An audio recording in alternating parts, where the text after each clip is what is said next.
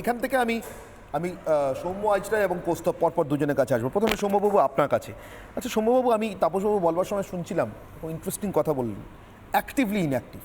আমি শুরু করেছিলাম এই প্রশ্নটা রেখে, হামলা তদন্তে ব্যর্থতাই মমতার কাছে সাফল্য। মিল আছে কি কোনো, যোগ আছে কি কোনো? তাপসবাবু বলছেন অ্যাক্টিভলি ইনঅ্যাক্টিভ ছিল পুলিশ। 10,000 লোক এলো, ভাঙলো, চলে গেল, 90 দিন পেরিয়ে গেল। সৌম্যবাবু, না, প্রথমেই বলি যে আপনারা বিনীত গোয়েল মাননীয় প্রাক্তন পুলিশ কমিশনারকে হঠাৎ সবাই দেখলাম খুব সিরিয়াসলি কথা বলছেন, কিন্তু এই তো সেই ভদ্রলোক যিনি কামদুনি কাণ্ডে 7 বার পিপি বদল করেছিল। তারপরে এখন সেই অপরাধীরা বোধহয় পোগো দেখছে, তারা সিরিয়ালে তারা বোধহয় বাড়িতে বসে পোগো দেখছে, হাত নেড়ে নেড়ে যাচ্ছিল না। এই বিনীত গোয়েলের নাম তো কিছুদিন আগে দেখলাম যে প্রিজন ভ্যান থেকে, আমরা কাউকে ক্লিন চিট দিচ্ছি না, সঞ্জয়কে আমরা ক্লিন চিট দিচ্ছি না, কিন্তু সে বলেছিল তো। তাহলে সিবিআই বা তারা কেন ডাকছে না, এটা তো আশ্চর্য। 4.5 দিন তদন্ত করেছে কলকাতা পুলিশ, কেন ধরেনি সন্দীপ ঘোষকে? সন্দীপ ঘোষ কি কলকাতা পুলিশের জামাইবাবু ছিল নাকি? কেন টালা থানার ওসি যখন এইসব করেছিল তখন কি কলকাতা পুলিশ কালা ছিল? অভিজিৎ মণ্ডল, হ্যাঁ, কলকাতা পুলিশ কালা ছিল। তাহলে বিনীত গোয়েল জানে না, বা বিনীত গোয়েল বাবুর জানেন না, বা কলকাতা পুলিশ জানেন না, এ কি শাক দিয়ে মাছ ঢাকা হচ্ছে, ছ্যাবলামা হচ্ছে? হ্যাঁ, আর তারপরে এই ব্যর্থতাটাই আসলে সাফল্য। মমতা বন্দ্যোপাধ্যায় স্বাস্থ্যমন্ত্রী, পুলিশ মন্ত্রী, মুখ্যমন্ত্রী হিসেবে সেই জন্য কিছু বলছেন না? মাননীয় মুখ্যমন্ত্রী বলুন, উত্তর দিন যে তাহলে কি কাকে বাঁচাতে চান? এই 7,000 লোক যারা গিয়ে সেদিন ভাঙচুর করছে, উদ্দেশ্য কি? সেখানে কীর্তন করতে গেছিল হাসপাতালে রাত্রেবেলায়? তাহলে ভাঙচুর করতে গেছিলো মানে তথ্য প্রমাণ লোপাট করতে গেছিলো। তার তথ্য প্রমাণ যদি লোপাট করতে যায় তাহলে কাকে বাঁচাতে চান? কোনো একজন ডাক্তার সেনের লোক, নাকি কোনো একজন ঘোষের লোক, নেতা উত্তর কলকাতার? আমরা কি জানি না? সব সারা পশ্চিমবঙ্গের লোক কালা, কিছু বোঝে না, আর আমাদের রোজ এসব শুনতে হবে? আমার কথা হচ্ছে যে দেখুন, এই ভাঙচুরের পেছনে একটা মোটিভ ছিল। মোটিভটা ছিল কি? তথ্য প্রমাণ লোপাট করতে হবে। তাহলে অন্যায় যে করে এবং অন্যায় যে সহে তব ঘৃণার জন্য তৃণ সমুদায়, তারাও তো সমানভাবে অপরাধী। সিবিআই তাদেরকে ডাকবে না, কিন্তু আমরা বলছি যে একটু আগে মণিশঙ্করবাবু বলছিলেন, আমার ছোটো ভাই মণিশঙ্করবাবু বলছিলেন আলাদা মামলা কেন? সিবিআই নিশ্চয়ই তাদেরকে ডাকা উচিত। কিন্তু আপনি একটা কথা বলুন, কলকাতা পুলিশকে কোথাও বাধা দিয়েছে নাকি? হাত জোর করে বলেছে নাকি আলাদা তদন্ত করা যাবে না? বলেছে নাকি যে নির্যাতিতার ব্যাপারে আলাদা তদন্ত করা যাবে না? কোথায় বলা আছে? কোন জায়গায় বলা আছে? কোন হিসেবে বলা আছে? হঠাৎ হাত পা গুটিয়ে বসে গেল কলকাতা পুলিশ কি কারণে? সিআইএসএফ কে শুধু আরজিকরটুকু দেখার দায়িত্ব দেওয়া হয়েছে নিরাপত্তা রাখার জন্য, বাকি কিছু নয়। আমার আর যেন ভাঙচুর না হয়। 4.5 দিন ধরে আপনি তার আগের ঘটনাগুলো ভুলে যাচ্ছেন। তার আগে একজনকে অর্ডার দিয়ে সেই বাথরুমটাকে ভাঙা হয়েছিল, বেসিনগুলোকে ভাঙা হয়েছিল, গার্বেজগুলোকে রাতারাতি সরিয়ে নেওয়া হয়েছিল। অপারেশন ধামাচাপার পেছনে কলকাতা পুলিশ যে আছে এবং যে ছিল সেটা লুকোতে পারবেন না মমতা বন্দ্যোপাধ্যায় মাননীয় মুখ্যমন্ত্রী। তার জন্য এইসব ছলাকলা কৌশল। 90 দিন পেরিয়ে গেছে। আরে 90 দিন করে 990 দিন পেরিয়ে যাবে, তাও হবে না। 990 দিন পেরিয়ে যাবে, তাও বেরোবে না। তার কারণ অর্গানাইজড ডেলিভারেট অ্যাটেম্প্ট হয়েছে টু হাইড করার জন্য, তথ্য গোপন করার জন্য।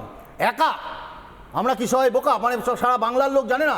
জবাই যখন বলছেন এত বড় একটা কাণ্ড, সারা পৃথিবী তাকে তাকিয়ে দেখছে, নির্যাতিতার এত বড় একটা ঘটনা, আরজি করের মতো একটা সেফেস্ট হাসপাতালের মধ্যে, সেখানে দাঁড়িয়ে সরকার দায় নেবেন না।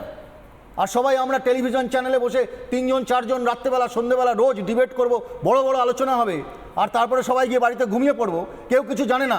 কামদুনির মতো সেই অপরাধীরা হাত নাড়তে নাড়তে সব পোগো চ্যানেল দেখবে। এটা হতে পারে না বাংলায়। এর বিরুদ্ধে বলতে হবে, সমস্ত মানুষকে বলতে হবে যে কারার পেছনে কলকাতা পুলিশ। আজকে বলুন তো, কলকাতা পুলিশ যদি না থাকে, কেন কলকাতা পুলিশের লোকেরা ঊর্ধ্বতন কর্তৃপক্ষ গিয়ে নির্যাতিতার বাড়িতে গিয়ে কেন টাকার অফার করেছিল? উত্তর দিতে হবে। কৌস্তব চ্যাটার্জি, 10,000 লোক স্বাধীনতা দিবসের আগের দিন রাত্রিবেলা, আমি আবারও বলছি, যখন সারা দেশের সঙ্গেই এ রাজ্যের রাজধানীতে সর্বোচ্চ নিরাপত্তা থাকে। আমি আরেকবার শোনাই, আমার মনে হয় মানুষ 3 মাস তো ভুলে যান, একটু পিছনে চলে যায় স্মৃতিতে। বিনীত গোয়েলের সেই রাত্রের বক্তব্য, কত লোক এসেছিল আরজিকর হাসপাতাল ভাঙতে, শুনুন।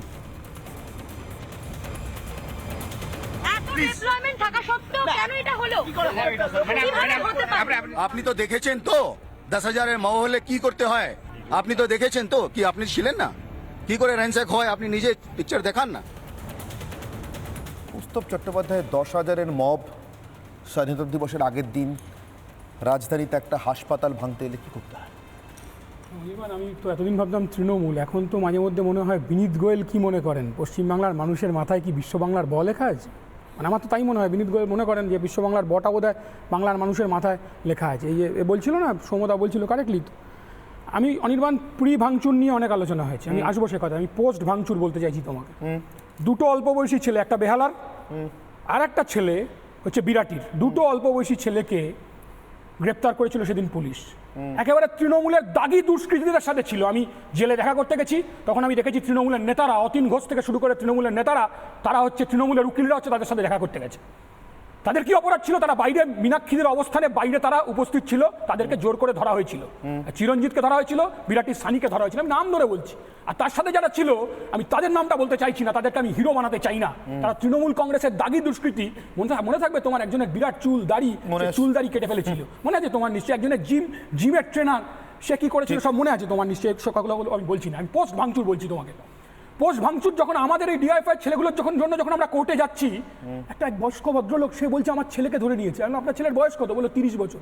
তাহলে আপনার ছেলে কি তৃণমূলের ওই দুষ্কৃতী দলে ছিল? বলছে না দাদা, বিশ্বাস করুন আমার বৌদি মারা গেছে। বলছে মানে?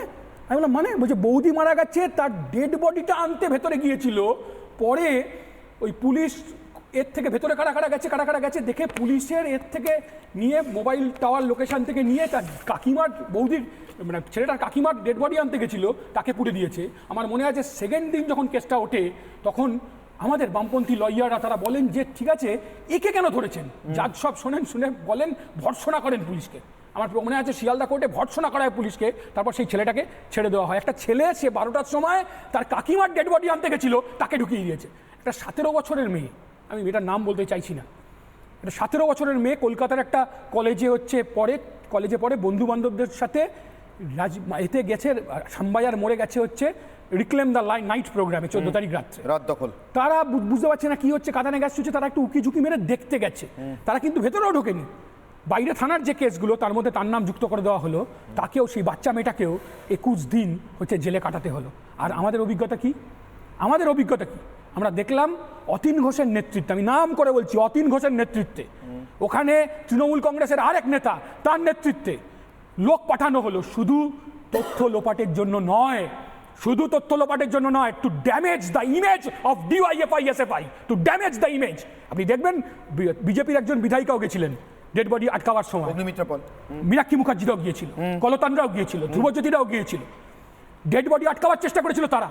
আমাদের তো কথা অন্য ছিল না, আমরা একবারও অনির্বাণের কথা বলছি না যে সব ঘটনার সাথে তৃণমূল যুক্ত, আমরা বলছি না কথা, কিন্তু আমরা দেখতে পাচ্ছি যে উই ওয়ান্ট জাস্টিস এর উইতে তৃণমূল কংগ্রেস নেই।